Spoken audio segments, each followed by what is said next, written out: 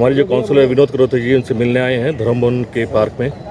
आज जो ऐतिहासिक कार्यक्रम करा गया है मोदी जी के द्वारा, जो 100 करोड़ वैक्सीन लगाई गई है, तो उसके बारे में हम जो उनके विचार हैं, हमारी जो काउंसलर है विनोद जी, उनसे थोड़ी वार्तालाप करते हैं। और आज उनके जन्मदिन के शुभ अवसर पर उन्हें बधाई देता है और उनको शुभकामनाएं, परमात्मा उन्हें लंबी उम्र दे और इसी तरह वो देश की सेवा करते रहे।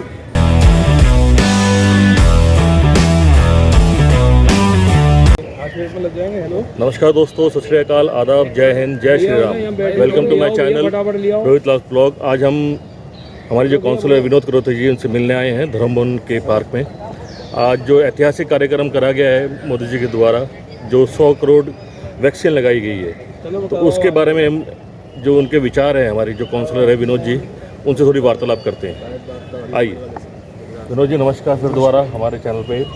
सर, मुझे ये जानना था कि जैसे हिंदुस्तान एक पहली कंट्री बन गया है वर्ल्ड में जिसने 100 करोड़ की वैक्सीन लगाई है और मोदी जी के नेतृत्व में, आपके क्या विचार है इसके बारे में बताइए। देखिए, मेरा तो ये विचार है कि भाई ये सराहनीय काम है और ये एक विपक्षियों को मुंह तोड़ जवाब भी है कि जिस तरह से लोग बातें बनाते थे, भाई ये कब वैक्सीन लगेगी, कितने दिन में लगेगी और कैसे लगेगी, और वो उसका जवाब खुद आदरणीय नरेंद्र मोदी जी ने और हमारी जितनी भी वैक्सीन सेंटर थे और हमारी पूरी टीम, डॉक्टर से लेकर जितनी भी नर्सें जो वैक्सीन सेंटरों पर काम कर रहे थे, सभी भाई बधाई के पात्र हैं जिन्होंने देश के लिए इतना बड़ा काम किया और 100 करोड़ जो वैक्सीन लग पाई है पूरे विश्व में, ये इससे हिंदुस्तान की एक इज्जत बनी है और पूरा विश्व आज हिंदुस्तान की तरफ पूरी तरह से देख रहा है कि भाई इतनी मतलब कि कम टाइम के अंदर इतनी बड़ी उपलब्धि हासिल करना,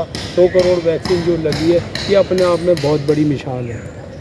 और पहले जैसे हम जब कोरोना स्टार्ट हुआ था जी, जब पूरे वर्ल्ड ने वैक्सीन बनाने की सोची, तो पहले हिंदुस्तान ने ही सोचा था बनाने का और हिंदुस्तान ही सबसे आगे बढ़ के रहा है। और पहले बोलते थे हिंदुस्तान के लिए कि यहाँ पे कम से कम 20 साल तक वैक्सीन नहीं लग सकती, पर मोदी जी ने कार्य करके दिखा दिया। देखिए, आप खुद भी जवाब दे रहे हैं और आप खुद ही सवाल कर रहे हैं कि भाई लोग तो पता नहीं क्या क्या कहते हैं मोदी जी के लिए, लेकिन देखिए वे भारतीय जनता पार्टी और जो हमारे देश के प्रधानमंत्री है वो एक अपने काम पर और अपनी क्षमता पर विश्वास रखते हैं, ना कि इन बातों को जवाब देना वो पसंद करते हैं कि भाई कोई क्या कह रहा।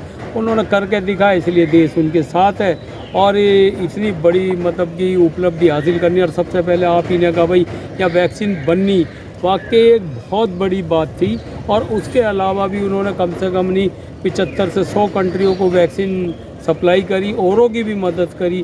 तो हिंदुस्तान आज इस पोजीशन में तो है कि बजाय मदद लेने के और उन्होंने दूसरे देशों को मदद दी और लोगों की जान भी बचाई इस महामारी से। तो ये अपने आप में एक बहुत बड़ी बात है आदरणीय नरेंद्र मोदी जी के लिए, हमारे लिए और पूरे देश के लिए। जैसे कि अभी 2 दिन पहले आपका जो कार्यक्रम था, इतना सक्सेसफुल कार्यक्रम गया है और जो हमारी फॉरेन मिनिस्टर मीनाक्षी लेखी जी भी आई थी, उन्होंने बहुत अच्छे विचार प्रकट किए। जो वाल्मीकि जो जयंती बनाई गई थी आपके द्वारा, जो ऑर्गेनाइज करा गया था सारा के सारा, तो वो कार्यक्रम बहुत हिट गया हमारा जी।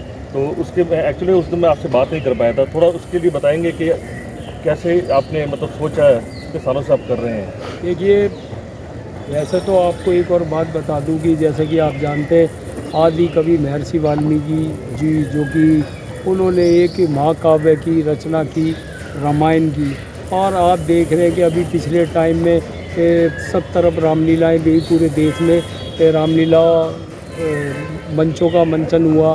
तो ये सब इसलिए आपको देखें कि वाल्मीकि जयंती में भी आप जब आए तो लास्ट में एक हफ्ते बाद, दशहरे के एक हफ्ते बाद वाल्मीकि जयंती मनाई जाती है।